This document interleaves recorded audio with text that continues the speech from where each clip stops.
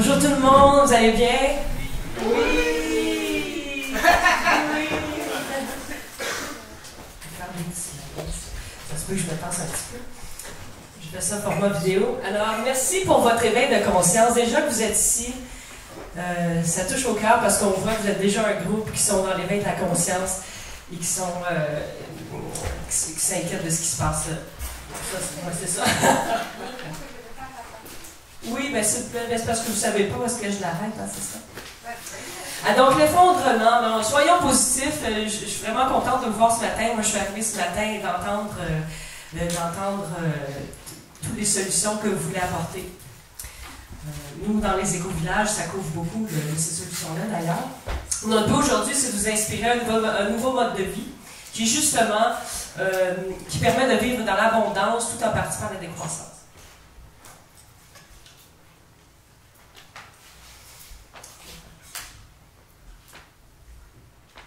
Les éco-communautés. Est-ce qu'il y a des gens qui connaissent les éco-communautés ici dans la salle? Okay, on a plusieurs mots pour les éco-communautés. On peut définir, ça peut être un cohabitant, une communauté intentionnelle, un collectif, une commune, un éco-hameau. Donc, qui aimerait faire partie d'une éco-communauté ici? Quand même, on dit qu'on a à peu près 40%. Peut-être qu'après notre petite présentation, ça va être un petit peu plus. Je vais laisser tourner un petit peu. Alors, combien vous croyez qu'il y a d'éco-communautés au Québec? Combien? Quinzaine? Une trentaine? 5? Mais là-dedans, on compte un peu les collectifs, les cohabitants, les éco-hameaux. 125? Quarantaine. Donc, nous, on s'est amusé à répertorier ce qui se passait au Québec.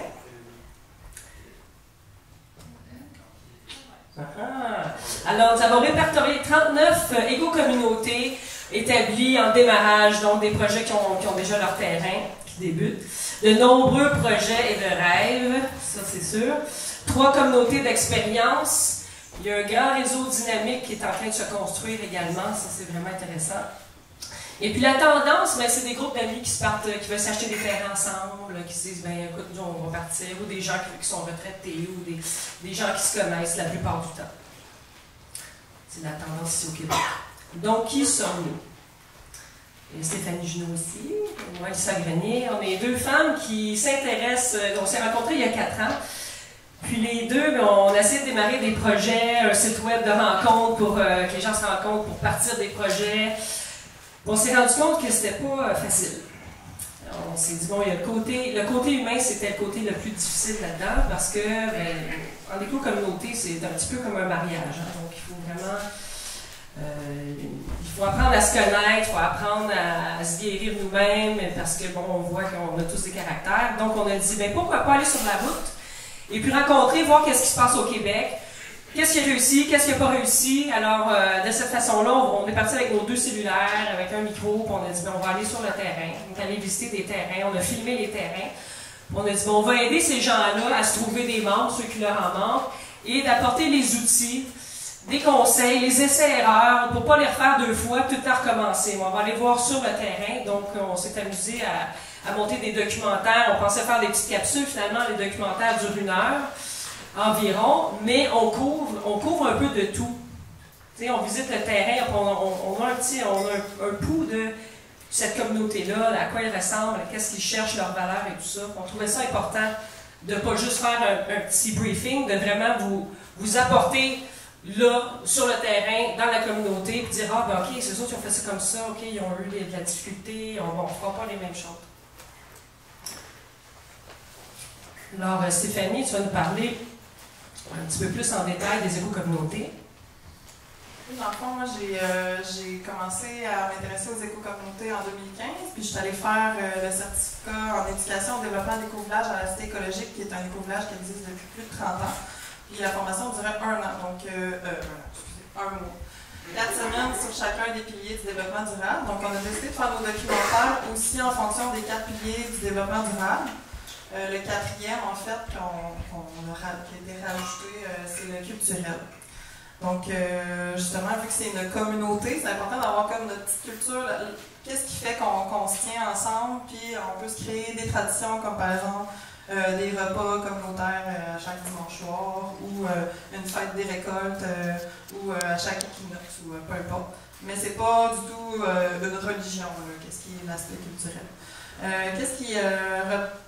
Qu'est-ce qu'on retrouve chez les éco-communautés? C'est un terrain qui est partagé par des gens qui prennent des décisions ensemble pour décider quels projets vont être faits sur le terrain. Donc, on va parler aussi du processus de décision un petit peu plus tard. Puis aussi, c'est des projets qui vont régénérer l'environnement. Donc, c'est pas juste de diminuer notre impact, c'est d'améliorer un peu notre impact. Dans le fond, c'est qu'on le sait, on a déjà détruit la planète.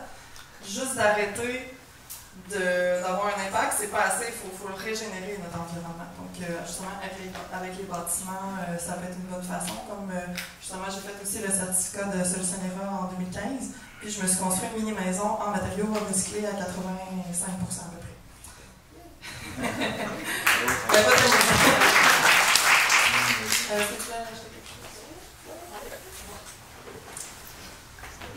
Donc, je pense qu'on est dans le milieu urbain, si je ne me trompe pas.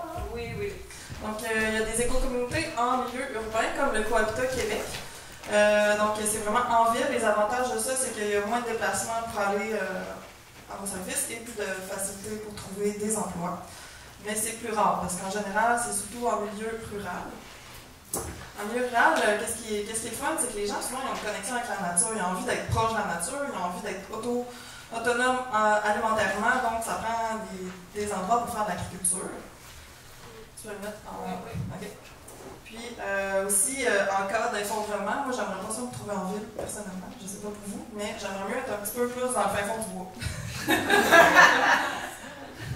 Donc, les réseaux internationaux d'éco-village s'appellent GEN, Global Eco-Village Network. Donc, c'est pas une affaire d'hippie désorganisée, comme vous pouvez voir. Vous pouvez aller sur Internet pour plus d'informations. Puis, nous, on a un nouvel membre qui s'est rajouté, futur éco-villageois recherché, puis notre équipe, s'appelle Audrey Morin.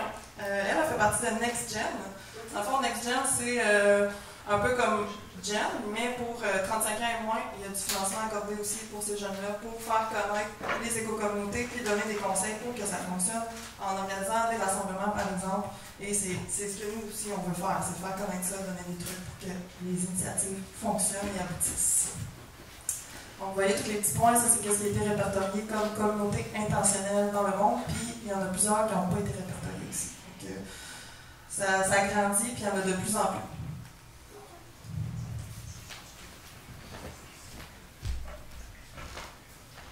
Donc, les options au Québec, dans le fond, moi puis ça, au départ, on voulait démarrer un projet. On s'est dit, il y en a pas assez, il faut en faire plus. Mais, tu sais, tranquillement, en pataugeant dans ce milieu-là, on se rend compte que c'est assez difficile. C'est comme bâtir un village. Il y en a même qui comparent ça à se marier, démarrer une entreprise dans la même année avec 15 personnes. Le taux de réussite est assez bas, à peu près de 10% après 2 ans. Les initiatives qui finalement aboutissent. Donc, moi j'ai opté pour rejoindre une éco-communauté existante que, dans le fond, j'ai appris à connaître après environ 3 ans avant de m'installer. C'est vraiment le temps d'apprendre à se connaître avant de faire le move qui est super important. Il y a aussi le livre Vivre autrement. Est-ce qu'il y a des gens qui l'ont lu? Oui, le Diana Leaf Christian. C'est un petit peu la Bible de je ne vais pas dire le mot Bible, mais c'est vraiment un livre de référence. C'est elle qui nous dit que 90% des projets échouent, 10% réussissent. Donc, c'est pas grave, on est résilient, on est capable. Vous avez également La permaculture humaine de Bernard Alfonso. Pardon? Vous l'avez lu? Alonso, pardon, excusez, j'ai conduit 3 heures, hein, mais je vais faire quelque chose.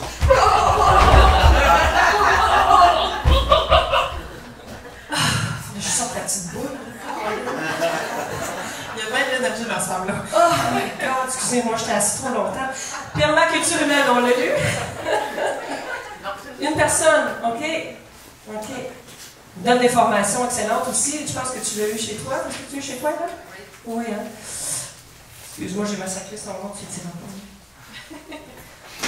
ne vraiment un autre document vraiment nécessaire à la lecture. Donc, par où commencer? Justement, c'est ça, c'est par soi. Quand on a une petite boule, faut l'évacuer. Il faut commencer par soi. Il faut commencer dans les éco-communautés. Comme disait Stéphanie, nous, ce qu'on rencontrait, c'était souvent le côté humain. Et on a tous des blessures. Il y a l'ego qui rentre en ligne de compte. Puis si on s'en rend compte, il faut un petit peu comme se déprogrammer pour se reprogrammer. Il faut repenser l'être humain. Il faut se donner de la douceur, prendre le temps de se connaître soi avant. C'est vraiment, vraiment important. La communication consciente, est-ce qu'il y a des gens qui connaissent la communication consciente? Anciennement appelée la CNV, la communication non violente. On voulait enlever les non-violents parce que c'était violent, le non et le violent. Donc, c'est ça, la communication consciente, c'est de se donner beaucoup de bienveillance à soi et aux autres, d'être à l'écoute. C'est vraiment important. Puis la plupart des éco-communautés vont aller vers ce chemin-là. Ils vont dire que c'est nécessaire qu'on prenne une formation, d'abord avant tout, de se mettre en groupe. Parce que si les gens n'apprennent pas à communiquer, c'est justement pour ça on met beaucoup de temps, d'énergie, puis la chicane pogne après 2-3 ans, parce que là, on est plus fatigués, tout ça. Fait que c'est vraiment, vraiment important de bien communiquer. Redéfinir le concept d'intimité. Toi, tu as ta mini-maison. Oui, dans le fond, ma maison, je l'ai appelée le cocon, parce que c'est mon petit endroit personnel, pour moi et mes 2 gros chiens. Super bien à date. Dans le fond, dans une éco-communauté, c'est trouver l'équilibre entre le temps personnel et le temps collectif. On a tous besoin dans notre intimité de retourner un petit peu dans nos affaires. Fait que même si vous êtes quelqu'un de solitaire, ça peut quand même fonctionner dans une éco-communauté, mais le truc, c'est de l'expérimenter. Justement, dans notre projet où est-ce que je me suis installée, on veut créer des petits refuges écologiques autonomes, résilients, avec des matériaux récupérés pour que les gens puissent venir expérimenter la vie dans une petite habitation écologique au sein d'une éco-communauté puis voir si c'est fait pour eux. Donc, c'est de l'essayer avant de l'adopter.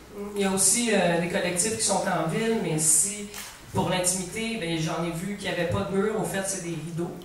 Donc, il faut vraiment repenser son intimité si on a conjoint ou peu importe. Si toutes les choses naturelles de la vie, on les entend de chaque côté, le rideau bouge. Donc, il faut être bien avec soi-même.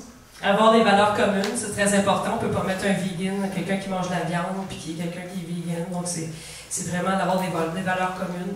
Ça aide aussi à mettre les mots sur notre vision commune, parce que le plus important dans une éco-communauté, c'est d'avoir une vision commune. C'est ça qui fait qu'on avance ensemble dans la même direction, puis qu'on ne s'ostine pas pour différents chemins, parce qu'on revient toujours à la valeur, à la vision commune. Le mode de prise de décision, dans le fond, souvent c'est le consensus, c'est que tout le monde doit être d'accord avant qu'un projet, avant qu'une proposition soit acceptée. Sinon, il y a le consentement. Le consentement, c'est que tu n'es pas nécessairement d'accord, mais tu n'es pas contre. Tu sais, tu vas comme accepter, mais tu ne vas pas nécessairement t'impliquer. Ça facilite beaucoup la prise de décision quand c'est un gros groupe. Puis aussi, quand c'est encore un plus grand groupe, on peut faire différentes sphères de prise de décision, qui en fait on appelle la sociocratie. On n'élaborera pas là-dessus, mais c'est souvent ça dans les grandes communautés. Mais le fait de pouvoir participer à la prise de décision, on se sent tellement plus impliqué, on se sent plus à notre place, on développe un sentiment d'appartenance, on a beaucoup plus l'impression d'être dans l'action, puis de créer notre nouveau monde. Exactement, oui. Si vous voulez en savoir plus, ici on a des cartes d'affaires qu'on a faites avec le long nom de comment on s'appelle. C'est Futur Éco-Villageois de chercher TV. Puis on a sur YouTube, toutes nos vidéos sont beaucoup plus faciles à retrouver là-dessus. Puis sur Facebook, notre page Facebook, on fait des petits cours vidéo pour montrer où est-ce qu'on est rendu. Vous allez me voir avec ma mini-maison, les petits tournesols, mes tomates. Moi j'ai mes poules, une serre, des jardins en permaculture, c'est beaucoup de travail. Et Audrey est allée faire le tour de la Gaspésie en vélo, elle a visité des éco-communautés avec son copain. On la voit aussi faire des visites.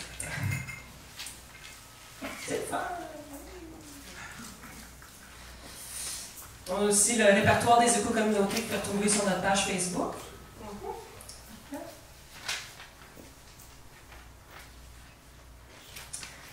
Alors, s'inspirer des éco-communautés pour se préparer à un éventuel effondrement, mais on ne veut pas que ça arrive. Donc, pour s'inspirer des éco-communautés, j'aimerais faire un exercice. Tantôt, on parlait d'intelligence collective. Maintenant, j'aimerais qu'on partage le cœur collectif. Parce que justement, vivre en éco-communauté, puis si on veut changer le monde, il faut passer de l'intérieur à l'extérieur. Il faut se connaître, envoyer de l'énergie, se connecter à la Terre, se connecter aux êtres humains. Donc, je vous inviterai tout le monde à se tenir la main, mais à défaire les cercles. Donc, quelqu'un d'un cercle va prendre la main de quelqu'un d'un autre cercle. Donc, on va voir, pour un focus, je sais que des fois, c'est... Ah oui, merci. Okay.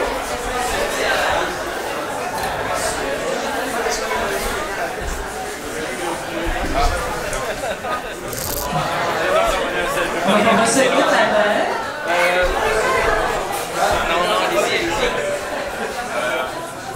Pour que tout le monde soit uni dans la salle.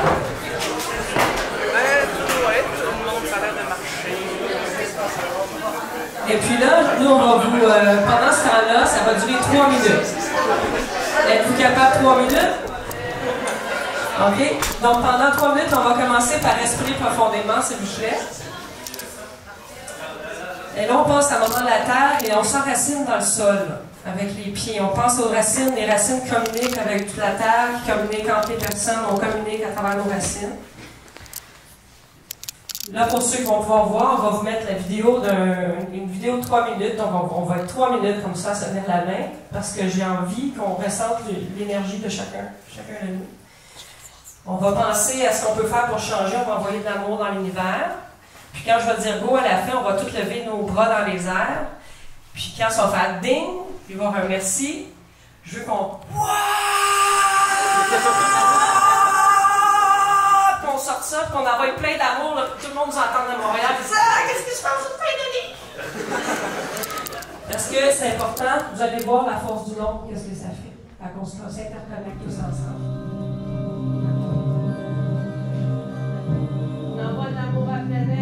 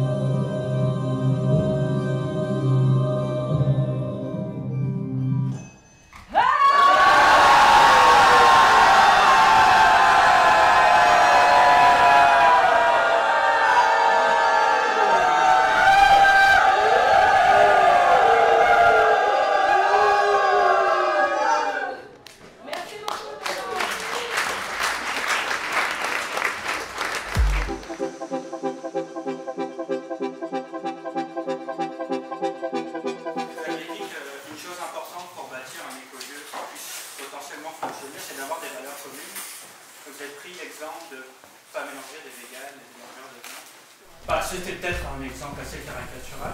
Est-ce que vous n'avez pas peur de tomber dans l'entre-soi et d'avoir un manque de mixité ou de pluriculturel dans les lieux de vocation?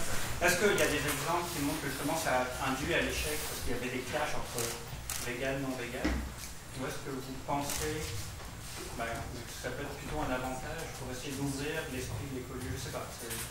C'est sûr qu'on encourage beaucoup la tolérance dans les éco-communautés. Il faut agrandir notre seuil de tolérance. Des fois, ça peut... faut pas non plus se mettre dans une situation qu'on va tout le temps être frustré. Mettons, dans les valeurs communes, ça peut être l'éducation des enfants. Si toi, tu as des enfants puis tu veux faire l'école à la maison puis d'avoir d'autres familles pour que la communauté soit axée vers ça, bien, regroupe-toi avec des gens comme ça, puis vous allez aller plus loin ensemble. C'est sûr que c'est peut-être un peu la voie facile, mais l'éco-communauté, c'est très difficile que ça fonctionne, mais c'est tellement enrichissant. Il faut que ça fonctionne, on n'a comme pas le choix, on est rendu là. Fait qu'on va pas faire exprès pour se mélanger avec, mettons, quelqu'un que lui, c'est pas nécessairement les enfants qui en veut pas, justement, parce qu'il trouve qu'il y a une surpopulation mondiale, puis que lui, c'est plus être super résilient, autosuffisant, tu sais. Fait que c'est de se grouper selon les valeurs communes puis la vision commune, mais il y a pas des communautés qui ont des vegans puis des omnivores, puis c'est pas du tout un problème. Ça dépend vraiment de votre seuil de tolérance. Ma question elle est pour Johan. Tu parlais du solaire passif en ville. Je veux savoir si tu pouvais développer, tu as montré un exemple d'un petit village avec une densité, etc., comment tu mets tout le monde face sud avec cette densité-là, ou même sur la hauteur. Si tu prends juste les rues, en gros, ce que je veux dire par là, c'est que tu peux pas mettre tout le monde plein sud. Comment tu gères le solaire classique en ville ou en petit village dense? Rendu là, c'est quand même... C'est du cas par cas, parce que souvent les villages sont déjà construits. C'est comme quand, si tu as une latitude infinie, tu peux mettre tout le monde au sud. Mais on a tous déjà un toit. Puis ensuite, il existe des méthodes low-tech justement pour à la fois faire bouger la lumière avec des systèmes de tubes réfléchissants qui vont pouvoir amener la lumière aux étages inférieurs. Ou si tu as une façade sud, toute la partie non vitrée, elle peut être blanche.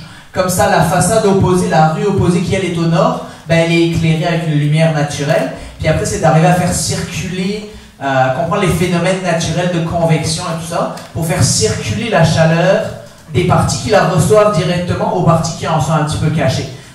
Là, on entre avec la convection, puis ça peut être aussi la convection naturelle de l'air, l'air chaud monte, l'air froid descend. Puis on peut aussi avoir des low-tech à base de circulation d'eau ou d'affaires comme ça. Ça veut dire que de connaissance que vous avez la sagesse qui vient à gouvernement. Comme ça, il va avoir un fort plus grand. Si je comprends bien la question, c'est comment on partage cette sagesse avec les décideurs, ça. Moi j'ai un exemple, Drummondville, parce qu'il y en a qui connaissent un peu l'histoire de Drummondville. À Drummondville, dans le fond, il y a une couple assez jeune qui ont acheté une maison et c'était la seule partie face au sud, c'était leur cour en avant. C'était complètement illégal de cultiver de quoi à manger là-bas, mais ils l'ont fait très très très bien. En tout cas, c'était top dans son design. Mais ils avaient des amendes de 350 $ par jour pour détruire parce que c'était pas la norme de leur communauté. Il y a eu une pétition mondiale qui a 22 000 personnes qui a signé pour changer cette loi-là. Après, le gouvernement, non seulement il a enlevé les amendes, ils ont embauché cette famille-là pour consulter tous les travailleurs dans les parcs de Drummondville et maintenant c'est légal et encouragé. Alors, il faut des fois juste mettre à la porte et démontrer que c'est les changements nécessaires au lieu de juste faire beaucoup de blabla. Désobéissance civile. Oui. Ouais, rapidement, nos gouvernements, c'est pas eux qui décident. C'est nous, puis il s'agit de leur faire comprendre.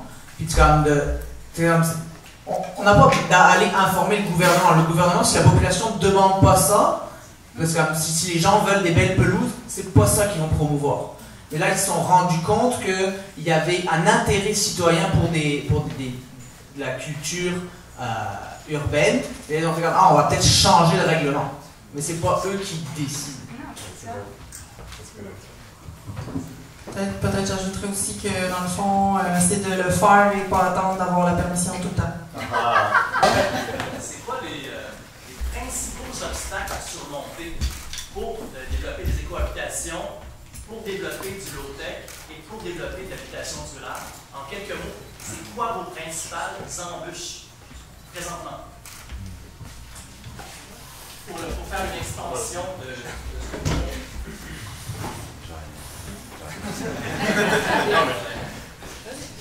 Alors, quels sont les principaux freins en low-tech?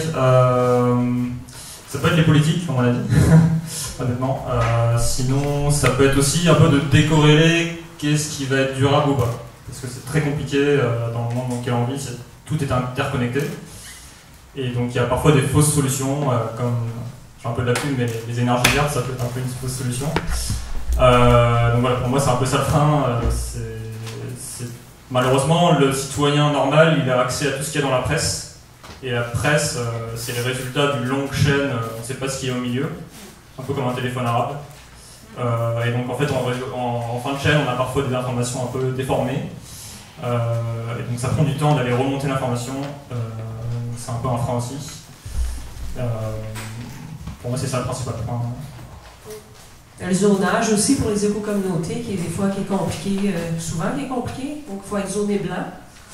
Parce que sur un terrain agricole, on ne peut pas nécessairement faire ce qu'on veut. Donc vraiment, le zonage a changé. Mais je crois qu'il y a des municipalités tranquillement qui se font valider. Puis c'est de leur donner de la bonne information, de leur montrer que les éco-communautés, ce n'est pas des sectes. C'est vraiment des gens qui ont envie de prendre soin de la planète, de l'humain. Je pense que c'est vraiment de repasser par le côté humain qu'on va réussir aussi, parce que tout le monde a un cœur, tout le monde a des émotions, tout le monde a des enfants. Donc, à un moment donné, c'est d'éveiller la conscience de ces gens-là, puis d'amener des gens qui sont dans la conscience, dans l'éveil de la conscience, dans les comités municipaux, que les gens s'impliquent. Je pense que c'est vraiment que la vague va changer tranquillement comme ça. Ouais, moi si je peux comme rapidement, moi ce que je vois, le principal obstacle, c'est un changement de niveau de conscience. Donc là on est dans une société ultra individualisée, on se voit comme séparés les uns des autres, puis de la nature qui nous entoure, puis en compétition avec tout ça. Puis si on retrouve à l'intérieur cette connexion avec les autres humains, puis avec la nature, ben c'est là que va venir la motivation à préserver la nature, puis avoir des contacts sociaux, puis changer les règlements pour se permettre. C'était pas posé directement à moi, mais moi j'allais rajouter le support d'éducation, mais surtout les réseaux communautaires. Tous les autres problèmes, si on n'a pas un réseau social, communautaire qui est local, on peut aussi faire confiance quand on a des dépressions, quand on fait face au suicide et tout ça, avec toutes ces crises climatiques. Si on n'a pas ce réseau-là, peu importe le challenge, on ne va jamais réussir. Alors, la communauté, à la base, c'est tout. J'ai envie quand même de répondre aussi à la question. Donc, en fait, moi, l'approche principale embûche, c'est l'abondance. Nous sommes actuellement, on a l'impression que nous sommes dans une société d'abondance et donc, on n'a pas besoin de ces solutions-là. Alors que dès que l'on sera dans une société, au contraire de restrictions, hein, à ce moment-là, ça paraîtra évident, toutes ces solutions. Évident. Voilà, c'est juste la quantité de ressources disponibles. Une autre question, alors là, oui, voilà. Bon, c'est un commentaire qui va finir par une question.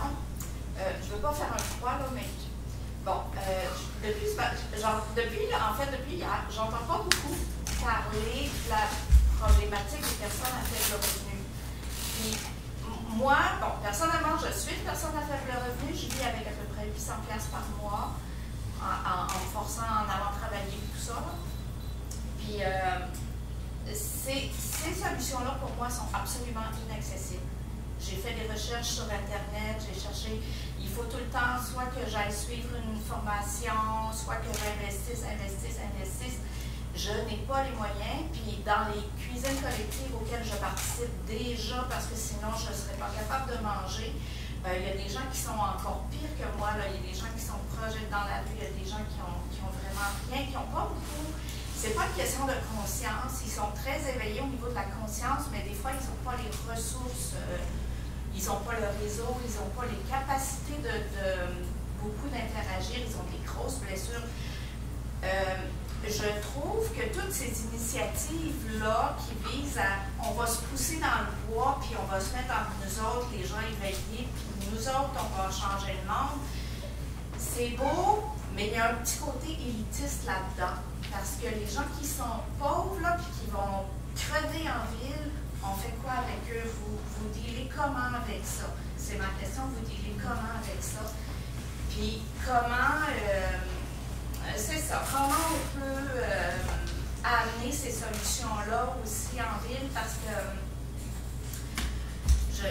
en tout cas, je trouve qu'il y a un côté politique qui manque, qui n'est pas là. On a des solutions en petite gang, on part en petite gang, on fait des initiatives, c'est correct. Mais sur le plan. Oui, on va parce que pour qu'on ait l'occasion. Donc...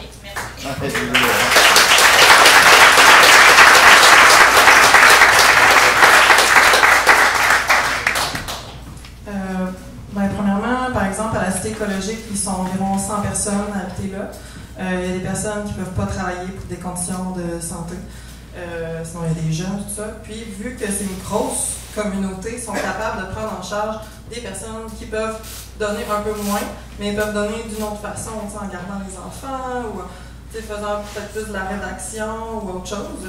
Mais dans le fond, c'est que chacun doit développer le plus de compétences possibles, le plus de sphères qui peut contribuer à la communauté, puis c'est ça qui rend riche les communautés. C'est de ne pas sentir qu'on est inutile, puis de trouver sa place, sa valeur, puis d'essayer de montrer comment on peut contribuer à la communauté. Puis c'est sûr que ça prend aussi des personnes d'action, ça prend des personnes plus intellectuelles, ça prend des personnes de cœur. Puis des personnes de cœur n'ont pas besoin d'avoir de l'argent. Puis des personnes intellectuelles non plus, puis les personnes travaillantes non plus. Donc c'est vraiment de trouver un équilibre. Mais une communauté ne peut pas prendre en charge plein de personnes qui sont à mobilité réduite, par exemple. C'est de trouver un peu l'équilibre. C'était pas pour avancer ma question, c'était pour se rendre, pour réussir à construire ce projet-là. Comprends-tu? Il faut, en ce moment, là, mettons que je voudrais me joindre à une communauté comme ça, il faudrait que j'investisse. Ben, c'est pas nécessairement. Par exemple, moi où j'habite en ce moment, je paye 110 $ par mois pour habiter là. 110 $. Oui, mais tu as suivi une formation. C'est ça, tu sais, c'est tout ça. Il y a quand même beaucoup d'informations qui est accessible gratuitement. Si je peux juste 30 secondes là-dessus, je pense que c'est très important parce qu'à la base, nos communautés, c'était vraiment supporté par la religion qui toujours était en train de supporter tout le monde en besoin. Vu qu'on est fait face à une évolution de la ville qui est de moins en moins religieux, il faut qu'on adapte notre communauté pour supporter tout le monde de n'importe quelle religion, n'importe quel niveau d'origine, c'est ça, et niveau de revenus. Alors, je pense pour nous, à P3, le but, c'est ça, la raison qu'on offre des trocs, des échanges et des subventions complètes pour n'importe qui sont intéressés à nos formations et nos consultations.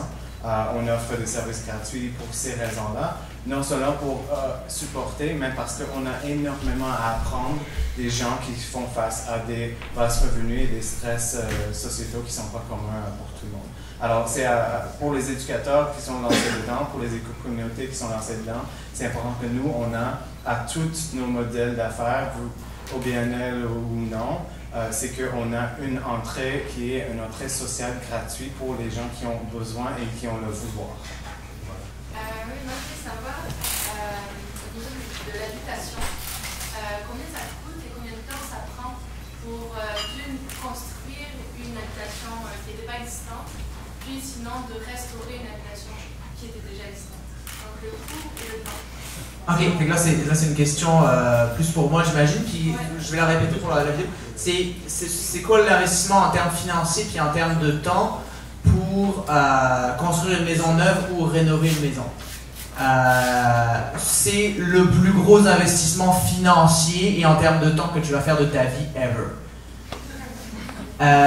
Mais il y a des moyens de faire en dehors de ce qui est comme connu. Hélène, elle pourrait t'en parler. Elle a réussi comme à construire sa maison après avoir suivi une formation, etc., en mettant beaucoup de temps personnel. T'as pas suivi la formation LHF? Tu t'es auto-formé sur LHF. À construire un habitat qui prend soin d'elle plus qu'une maison conventionnelle, puis ça lui a coûté en deçà de 50 000. Okay? On parle de ça il y a comme 15 ans. Okay. La valeur du dollar n'était pas la même, mais elle a été très créative. Puis, dès que vous êtes plusieurs, vous pouvez tout diviser. Si vous avez le goût de vous créer un cohabitat, il y a des grosses maisons individuelles qui sont déjà construites, qui ont un potentiel pour être rénovées de façon écologique.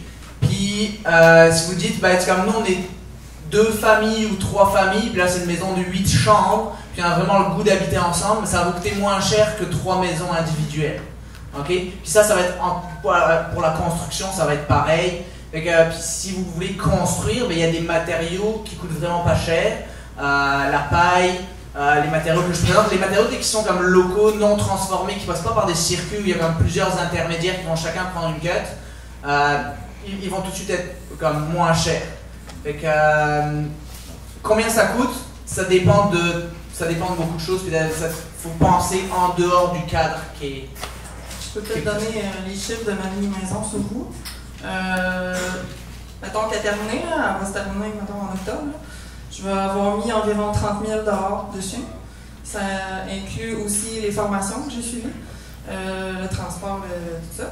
Je vais avoir mis en tout environ 800 heures de temps personnel dessus. Ça inclut les formations aussi, mes déplacements au magasinage et au design. Je vais avoir mis environ 400 heures d'aide extérieure. Là, en ce moment, j'ai engagé 0 entrepreneur jusqu'à maintenant. puis genre on fait ça en dedans de 1 an. Puis j'ai jamais fait de construction de ma vie. Avant, j'ai tout appris sur YouTube. C'est super accessible. Les femmes, on est capables, nous autres aussi, de construire des enfants.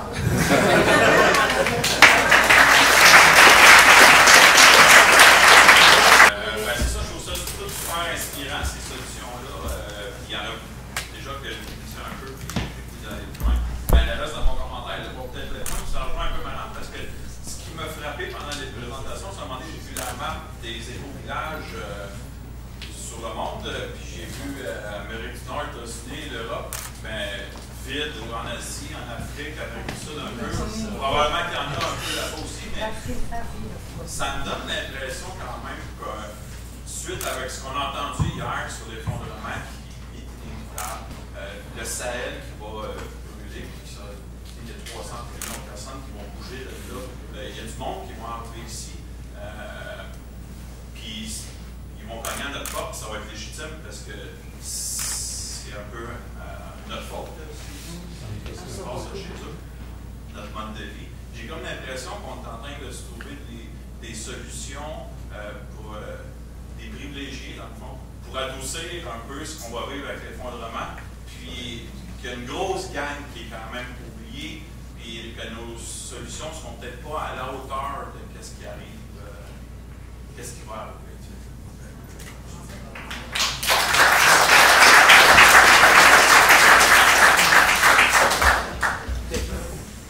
Brièvement, là, comme en Afrique, en Asie, c'est que souvent les communautés sont déjà écologiques. Les communautaires, juste, ne sont pas reconnus parce que les autres, ils se considèrent que c'est normal. Leur culture, c'est comme ça, ils s'entraident déjà. Puis c'est pas reconnu, c'est ça, tout simplement. Mais il y en a vraiment énormément. C'est des milliers. Là. Puis effectivement, comme la problématique de l'effondrement, c'est typiquement un truc d'occidentaux. C'est quand même. Eux, ils vivent déjà les low-tech, la permaculture, c'est des mots vachement savants qu'on a mis sur le mode de vie qu'on avait avant. Puis effectivement, la problématique de l'effondrement telle qu'on la connaît aujourd'hui, c'est ouais, on veut pas perdre notre confort. Ça, c'est vrai. C'est comme, puis si on n'avait pas une société hautement carbonée, parce qu'on serait pas là en train de parler de ça, mais c'est comme ceux qui se considèrent pauvres aujourd'hui, avec raison, il y a des disparités, des inégalités, c'est un système qui a créé des inégalités. Il sera encore plus pauvre dans une société non carbonée. Puis protéger notre société, c'est aussi protéger d'une certaine façon nos plus pauvres. Si ça s'effondre, les premiers qui vont souffrir, c'est ceux qui n'ont pas de revenus, ceux qui n'ont pas de moyens. Ouais, un petit complément. En fait, si nous sommes nous-mêmes en précarité, on ne peut pas aider les autres. Il faut aussi intégrer qu'il faut sécuriser un peu sa famille, son alimentation, et là on va être capable, au moment où il y a des problèmes, d'aider beaucoup plus facilement les autres. Autrement, on est déjà dans la survie. Nous sommes. Une autre question. Mireille qui a posé la main il y a longtemps.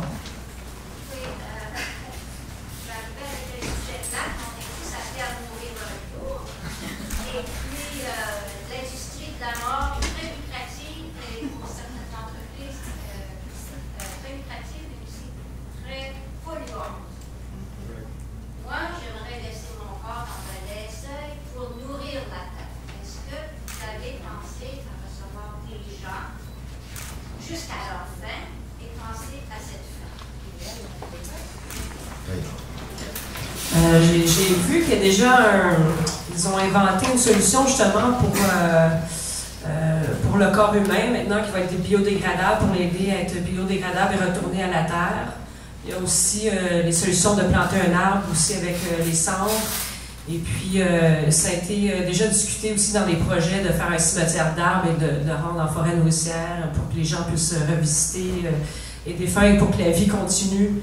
Justement pour honorer la vie, puis que les fruits de la vie continuent à vivre. Donc, je crois qu'il y a des idées dans ce sens-là, oui, pour que le corps humain retourne à la Terre et que ce soit moins polluant, que les coûts soient moins élevés, parce que oui, effectivement, c'est quand même une bonne industrie polluante. Oui, pour juste rajouter, c'est important de mettre la lumière sur des éco-villages qui sont basés dans l'éducation des jeunes et aussi des maisons de retraite en même temps, en unisson, avec une ferme ou éco-village au milieu qui gère le tout. C'est vraiment une idée de intergénérationnelle, toute origine. Alors c'est une solution qui est de plus en plus commune partout dans les pays qui sont en train de faire ça.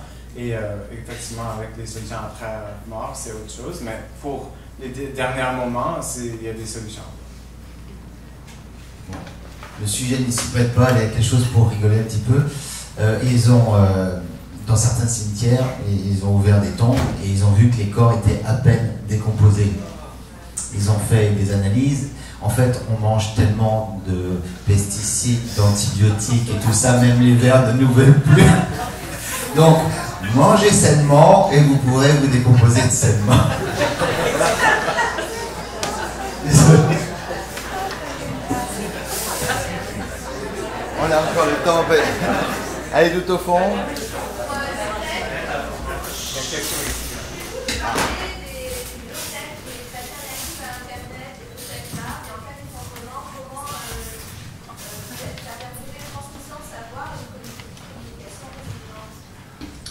Alors ouais, c'est très très compliqué Internet.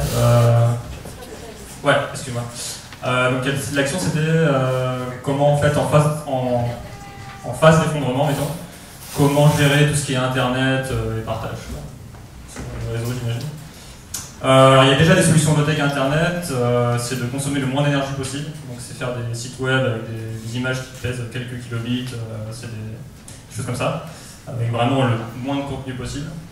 Après, comme je l'ai montré, le système est tellement compliqué en fait au niveau d'Internet que ça va être très compliqué.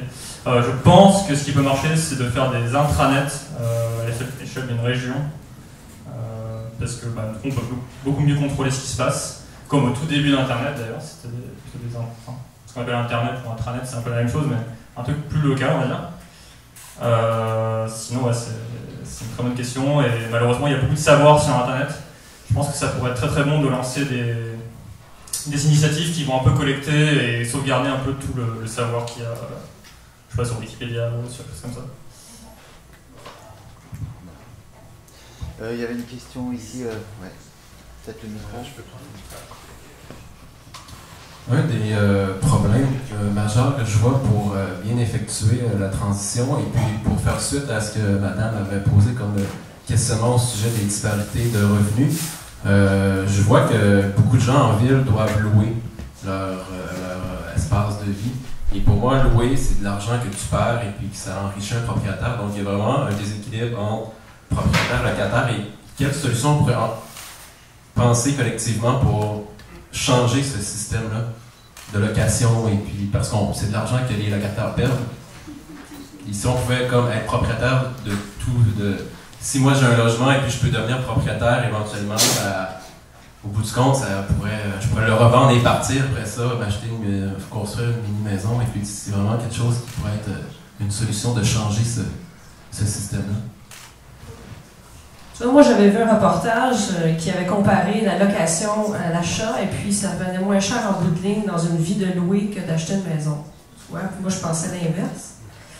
Mais côté solution, je pense peut-être de mettre, si tu veux ramasser de l'argent, c'est peut-être d'être en colocation pour peut-être diminuer la consommation. Tu vois, moi, j'ai commencé à faire, je suis maintenant dans un lieu rural, mais je fais mon dentifrice, je fais mon savon, j'ai coupé les restos, je fais ma nourriture, ma lactofermentation, donc j'ai coupé beaucoup mes factures. Donc je pense que c'est de consommer beaucoup moins, dans cette optique-là qu'on peut fabriquer beaucoup de choses nous-mêmes qui seraient beaucoup moins dispendieuses, de faire beaucoup de conservation de tes légumes, donc tu sauves beaucoup aussi quand c'est le temps des légumes, comme il disait, de faire ton canage, puis que ça se garde 6 mois, on sauve énormément. Puis c'est parce que je suis pas sûre que d'acheter une grosse maison, puis parce qu'avec l'immobilier qui monte qui descend, que c'est plus avantageux. Pas une grosse maison, une mini-maison. On va prendre une dernière question, il me reste une mini-maison, oui, je pense que... Tu voulais répondre à quelque chose. Solutionnement m'a appris qu'une solution pour se construire une mini-maison, c'est de prendre un prêt avec un membre de notre famille. Donc, par exemple, mon père va financer qu'est-ce qui me manquait pour ma maison, puis c'est moi qui décide d'éventuellement que je fais avec mon père. C'est une façon de ne pas encourager les banques et les prix avec eux. Puis, encore une fois, c'est comme la solution en ville, c'est absolument inabordable pour la majorité des individus, mais si vous créez un groupe d'individus, vous vous mettez ensemble, ben là, c'est comme, il y a une résilience, il y a comme une solidarité qui se crée, puis les banques, ils ont plus de monde, comme, qui vont être des collatéraux, puis qui vont comme co-signer le prêt, puis il y a la possibilité d'avoir comme, ça demande beaucoup d'organisation. Tout ce que vous n'avez pas comme en fonds qui vous viennent de vos héritages, ou parce que vous avez des compétences qui vous permettent d'avoir comme des gros salaires ou quoi que ce soit, ben, il va falloir aller le retrouver en ressources, de s'organiser entre vous, parce que si vous vous mettez à une centaine, vous avez le moyen d'acheter un immeuble, puis d'être propriétaire en ville à plusieurs. Ok, une dernière question.